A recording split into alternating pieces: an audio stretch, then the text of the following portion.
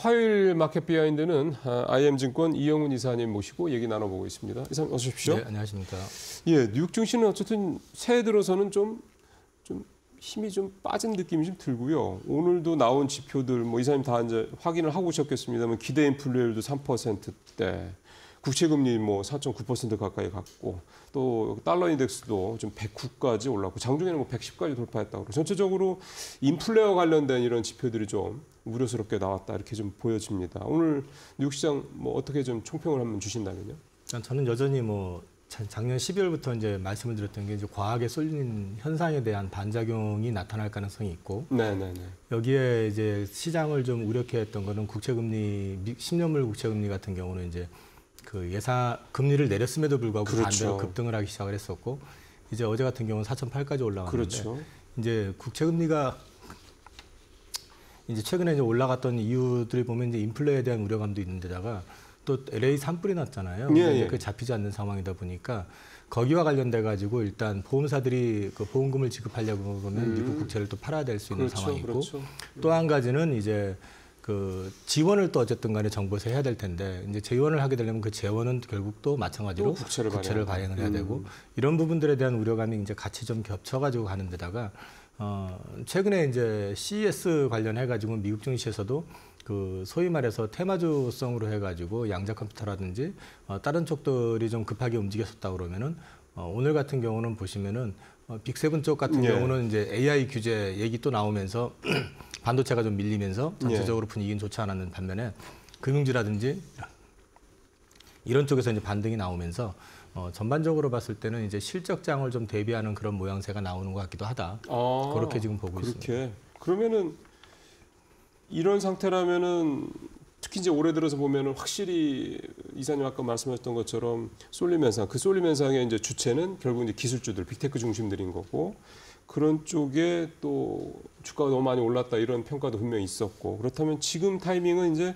빅테크보다는 좀 다른 쪽, 말씀하신 뭐 예를 들어 금융주, 지금 금융주가 이번 주부터 이제 본격적으로 어닝 시즌이 시작이 되니까 그런 부분들 쪽으로 좀 시선을 좀 달리할 필요가 있다 이렇게 좀 봐도 되겠습니다. 일단 미증시는 약간 그런 느낌이 들고요. 큰 그림에서 봤을 때는 저는 미증시 쪽으로는 투자 비중을 아직까지 늘리고 싶지는 않고요. 네. 이제 미국 증시 내에서도 그 빅테크에 쏠렸던 어떤 시선이 조금 분산될 필요가 있을 것 같고, 네. 또 이제 궁극적으로 봤을 때는 미국이 국채금리도 부담스러운 데다가 달러 인덱스까지 지금 굉장히 높은 상황이기 때문에 이 부분은 결국은 미국 혼자서 독식하겠다라고 하는 지금 사실 의도가 이전 정부부터 계속 나타났었던 현상이고, 그로 인해 가지고 자금이 다 미국으로 쏠렸던 거 아닙니까? 근데 사실 뭐든지 과유불급이라고 해서 과하면은 문제가 생기기 마련이거든요. 그렇죠. 그래서 그런 부분들에 대한 부담을 어떤 식으로 풀어 나갈 것인지에 대해서는 조금 지켜봐야 될 필요는 있을 것 같습니다. 지금 이제 당장 다음 주에 트럼프가 취임을 이제 2기 정부가 취임을 이제 하는데, 바이든 정부가 오늘 그 반도체 관련돼서 AI 반도체 관련해서 이제 사실상 뭐 중국을 견제하는 내용이겠습니다만, 수출 규제안 이런 걸 내놓는 거 보면은 이거를 그러니까 뭔가 어떤 유튜브의 제목을 보니까 이거 이제 너네 한번 고생 좀 해봐 뭐 이런 식의 제목을 뽑기도 했는데, 굳이 뭐 지금 며칠 안 남았는데 저렇게까지 할 필요가 있느냐 이런 시각도 좀 있는 것 같아서요. 이런 어떤 바이든 정부의 지금 막판 이런 어떤 흐름들은 어떻게 좀 우리가 해석을 해야 될까요? 그냥 좀 우스갯소리로 말씀을 드리면은 그렇게 대통령을 계속 하고 싶었었나 보죠. 그러니까 자신이 출마했었으면 이번에도 됐을 거라고는 얘기를 또 했다라고 하고, 그 아쉬움이 계속 남아 있는 것 같고요. 한편으로 보면 또 한편으로 보면 민주당 쪽이 그 동안에 이제 그 미국 그 재무부 개정에 있는 RRP도 거의 다 소진해버리고, 여러 가지 면에서 봤을 때 사실 경기부양적인 어떤 요소들을 갖다 작년 말에 굉장히 쏟아부어놨었기 때문에 그 부담을 아마 고스란히 그 트럼프 대통령이 취임을 하게 되면 안고 출발을 해야 될 겁니다. 좀 안 좋게 얘기하면은 뭐 말씀하신 것처럼 고생 좀 해봐라는 그런 취지도 있을 것 같고, 또 한편으로 보면은 좀 더 강경한 정책을 내세워가지고 결코 반중 정서에 있어서 민주당이 뒤로 빠지는 게 아니라 공화당이 못지 않다라는 걸 갖다 남길, 이걸 만약에 또 뒤집는다 그러면 또 그게 어떤 반격의 또 빌미가 될 수도 있잖아요. 그렇죠. 그러니까 정치적인 계산 이런 것들도 좀 일정 부분 들어가 있는 것 같습니다. 그렇게 되면은 말씀하신 대로 그게 뭐 사실이든 아니든 간에 지금 일단 전반적인 뭐 수치도 그렇고 뭐 이런 나오는 정책들도 그렇고 왜 굳이 저렇게까지 할까라는 생각이 들게 저렇게 한다는 얘기면 트럼프 취임하고 나서 또 뭐 여러 가지 행정명령들이 쏟아져 나올 거로 예상을 하고 있잖아요. 네. 이렇게 되면 시장의 어떤 영향은 좀 부정적 쪽으로 가고 그 일종의 이제 조정의 빌미를 제공해 주려는 게 아닌가, 주는 게 아니야 이런 생각도 좀 드는데 좀 과하게 보는 건가요? 그 시장이 지금 트럼프에 대한 불안감하고 기대감이 동시에 교차되고 있는 상황이거든요. 네. 그러니까 한편으로는 트럼프가 추구하는 정책 자체가 전부 인플레와 직결되는 부분들이고, 그다음에 또 경기 침체를 불러일으킬 가능성이 높은 관세 장벽을 갖다 키운다든지 이런 것들을 통해 가지고 오히려 경기를 악화시킬 가능성도 있다라고 보는 반면에 또 한편으로는 트럼프기 때문에 그 정책을 통해 가지고 오히려 우리가 우려하고 있는 인플레를 잡을 수도 있다라는 꼭 역발상적인 또 생각들도 좀 하는 것 같더라고요. 그래요? 어떻게 그렇게 논리가 되죠? 그게 참 관세 인상을 하게 되면은 무조건 물가가 오른다고 생각을 하게 되는데 네. 실제로 관세 인상을 하게 되면은 그 이전 트럼프 일기 때 보면은 관세 인상을 했을 때 오히려 물가는 떨어졌었어요. 그게 네. 이제 그 관세 인상을 해버리게 될 경우에는 문제는 뭐냐면 그 상대방 쪽에 대해서 관세를 올려버리게 되면 그쪽 국가들의 경제 상황 자체가 좋아질 리가 없잖아요. 그렇죠. 그렇게 되면 생산도 또 줄어들게 되고, 그렇죠. 그럼 또 수요도 줄게 되고, 네. 그 다음에 또 이쪽 미국 입장에서 봤을 때도 이게 물가가 올라버리게 되면 당연히 또 소비가 줄어들게 되는 거죠. 네. 근데 이런 것들이 같이 맞물려 버리게 되면은 오히려 가격은 좀 떨어지는 현상이 또 나타나기도 한다고 하더라고요. 근데 수요 그게 부진을 가져와서 네네 선순환적인 측면에서라기보다는 약간은 좀 그러네요. 네거티브한 측면이긴 하지만 네. 그런 부분에 대해서 그러니까 물가에 대한 걱정을 하고 있기 때문에 그런 부분을 또 이제 트럼프라면은 또 다른 방식으로 제어해 나갈 수 있지 않겠느냐. 그리고 또 트럼프기 때문에 금리 인하 기대감이 지금 굉장히 희석이 된 상황인데 금리 인하를 어쨌든 강제할 가능성, 당장에 지금 FOMC 인사들을 갖다 교체하려고 하는 거에 대한 이제 준비도 좀 하고 있다라는 얘기들이 나오고 있잖아요.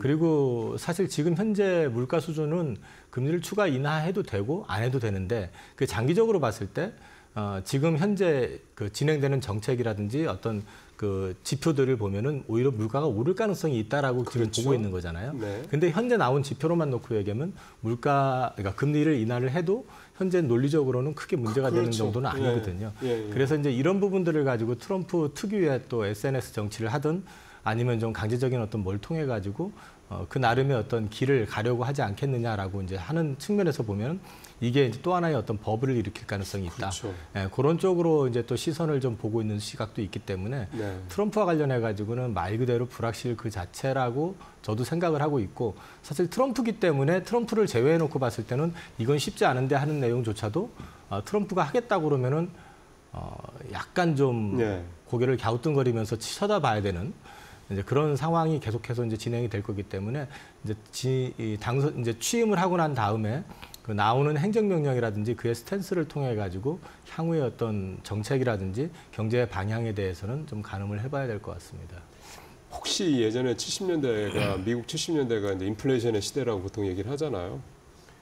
그때 아서 번스의 이제 뭐 실수 이런 식으로 이제 그 경제학 관련된 책에 보면 나오는데 그때 금리를 금리를 올려야 되는 상황에, 그러니까 경기가 막 그때 약간 과열돼서 올려야 되는 상황에 금리를 그때 당시 이제 연준 총재가 내리면서 인플레이트 확 불을 끼얹어가지고 뭐 이렇게 문제가 됐었다. 그래서 나중에 폴 볼커가 이제 등판을 하고 막 이랬던 상황이었잖아요. 70년대 후반쯤 되겠는데. 그러니까 지금 이렇게 금리를 어떻게 보면은 올려야 되는 상황에 금리를 이제 거꾸로 이제 내린다. 이렇게 되면 이게 또 인플레를 정말 말씀하신 대로 촉발을 해가지고 정말 이제 과연 트럼프가 감당할 만한 그런 상황 이상으로 좀 뭐가 꼬이는 게 아니냐. 제가 좀 너무 과하게 뭐 옛날 얘기를 갖다 붙이는지는 모르겠습니다만 혹시 그런 우려는 없을까요? 전체적인 지표상으로 놓고 봤을 때는 지금 상황에서 추가적인 어떤 경기 부양적인 정책을 취하게 될 경우에는 네. 인플레가 다시 올라갈 가능성이 높죠. 그거는 뭐 지표상으로 봤을 땐 그렇게 보이는데 무엇을 우선으로 할지에 대해서는 사실 저도 잘 모르겠습니다. 그러니까 트럼프라는 사람 자체의 어떤 특성 네. 자체가 워낙에 돌발적인 사람이기 때문에 물론 그 사람 나름대로는 엄청 계산을 통해서 하겠지만 네. 우리가 일반적인 어떤 경제 상식을 가지고 접근해가지고 판단하기는 좀 어려운 부분들이 많거든요. 그래서 네. 그 부분은 그가 정책을 이제 그 취임하고 난 다음에 이제 진행하는 어떤 그런 것들을 좀 보면서 판단을 해야 될 것 같습니다. 예, 참 이게 불확실성이죠. 예측이 안 되지 않습니까? 참. 예, 우리 시장 얘기를 좀 돌아와서 보면요. 우리 시장 어제 조금 주춤했고요. 사실 초반에 좋았고, 근데 어제 좀 주춤하면서 특히 이제 외국인이 9,000원 가까이 파는 게 좀 저는 좀 걸리더라고요. 어제 국내 시장은 어떻게 보셨어요? 사실 이제 그 전주 증시 상승을 하는 모양새가 주도주가 없이 순환매로 상승을 했었거든요. 우리나라 증시가. 그러니까 지난주에 상승했던 섹터들을 보면 네. 조선주가 올랐었고, 그렇죠. 그다음에 이제 자동차가 또 반짝 올랐었고요. 그리고 이제 반도체 쪽, 특히 HBM과 관련돼 있는 쪽들이 강하게 올랐었습니다. 그리고 나머지들은 이제 좀 소소한 섹터들에서 조금 움직임이 있었을 정도인데, 이게 무슨 얘기냐면은 지금 사실 우리나라 증시가 반등을 세게 주면서 올라온 건 맞는데 그 반등의 강도에 비해서 주도주로 부각이 되는 섹터는 아직 보이지 않고 있다라는 거고요. 그 얘기는 일단 지금 상승 자체가 상승장으로의 전환이 아니라 반등으로 일단은 봐야 된다라는 거고요. 기술적 반등 정도로 봐야 된다. 일단은 그렇게 봐야 되고요. 명확하게 지금 왜 반등을 했는지에 대해서 그리고 이 성격에 대해서 규명이 하기가 좀 쉽지는 않습니다. 이를테면은 지금 낙폭과대 때문에 들어온 건지 또는 빈집 효과, 그동안에 워낙에 많이 팔아버렸었기 때문에 연초가 되면서부터 포트 리밸런싱을 하면서 이제 국장에 좀 투자 비중을 늘린 거냐. 이제 그래서 나왔었던 얘기가 대만 쪽 그 IT 테크들을 팔고 한국의 이제 IT 쪽을 갖다 산다 해서 작년과는 좀 반대 포지션을 좀 취한 것 같다라는 얘기도 좀 있었고요. 외국인들 같은 경우 특히. 네네네. 그러면서 이제 우리나라 삼성전자하고 하이닉스 쪽으로 대량 매수가 들어왔었다라는 얘기가 좀 있습니다. 근데 이제 이런 부분들을 각각은 이제 설명은 되는데 그쪽의 입장을 명확하게 우리가 판단할 수 있는 건 아니기 때문에 그렇죠.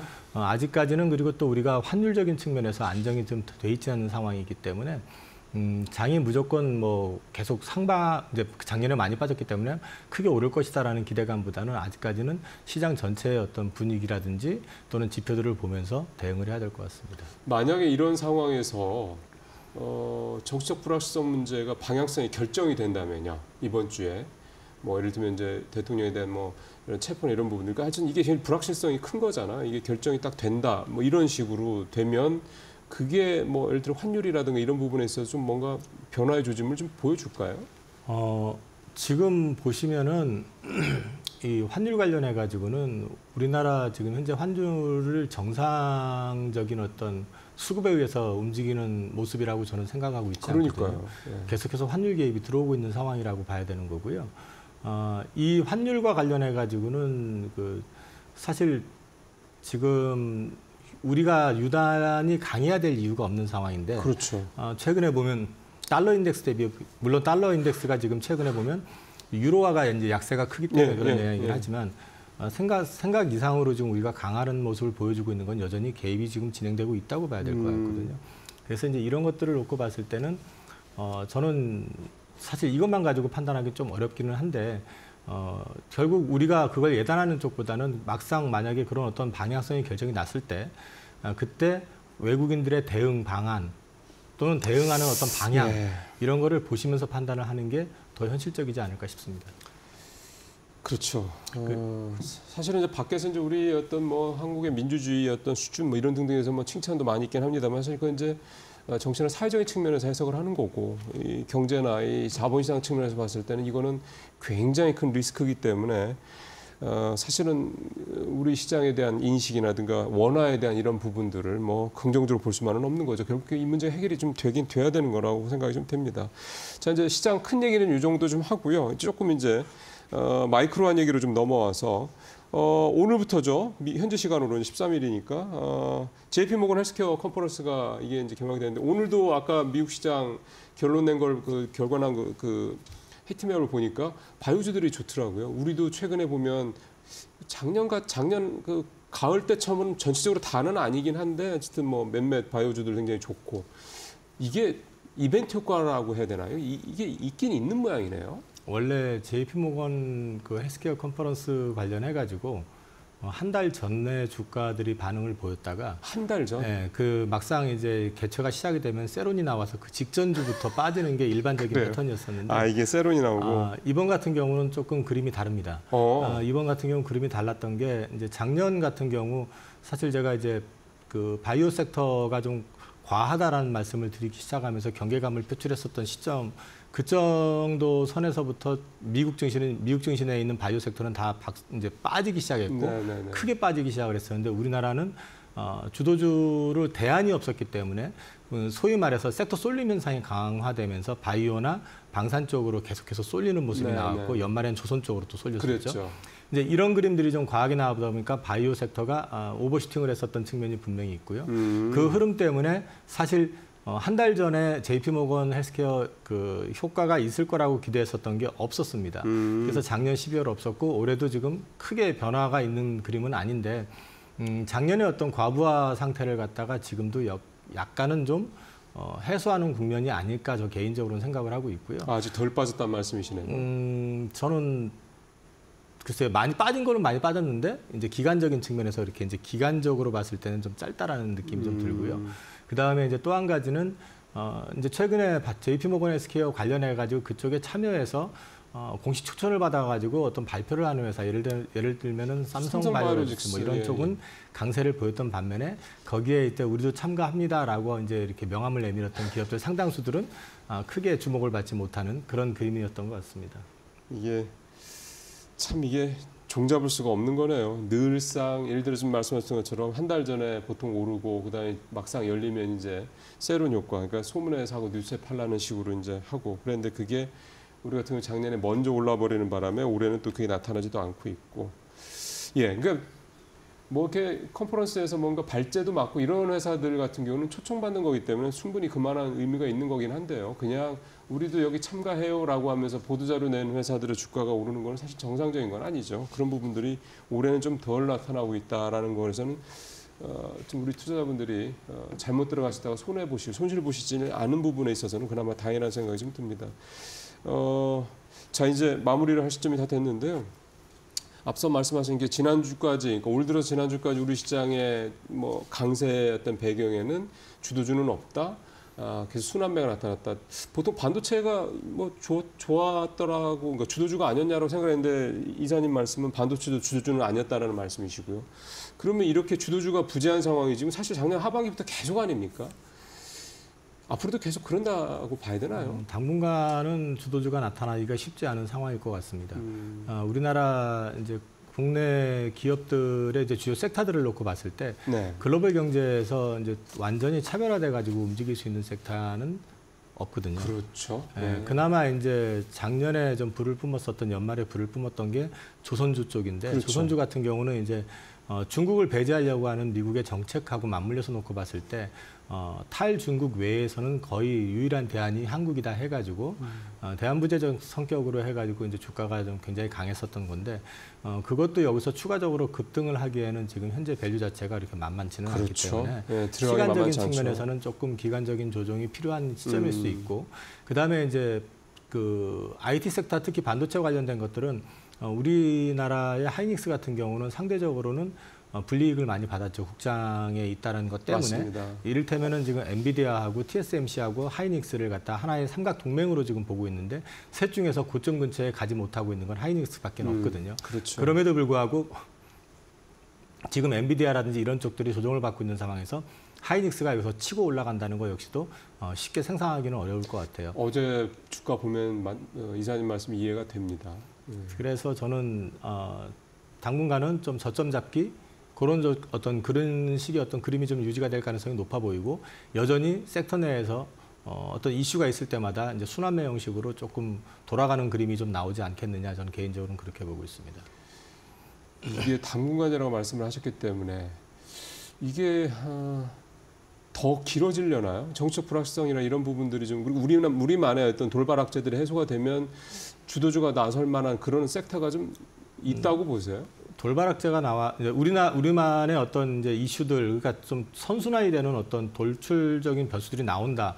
그래서 불확실성이 좀 해소가 된다 그러면 한국 증시를 보는 시각은 달라지겠지만 외국인들 입장에서 봤을 때 한국 증시에 지금 강하게 베팅할 만큼의 한국의 어떤 펀더멘탈이라든지 아니면 올해 예상되는 실적이라든지 이런 것들이 강하냐를 놓고 봤을 때는 그 정도로 차별화를 시킬 만큼 강해 보이지는 않기 때문에 지금 결국 가가지고는 미증시의 어떤 흐름하고도 어느 정도 연계가 될 수밖에 없다라는 생각이 개인적인 생각이기 때문에 당장에는 아주 크게 우리나라 증시가 부각이 되거나 그러지는 않을 거라고 생각합니다.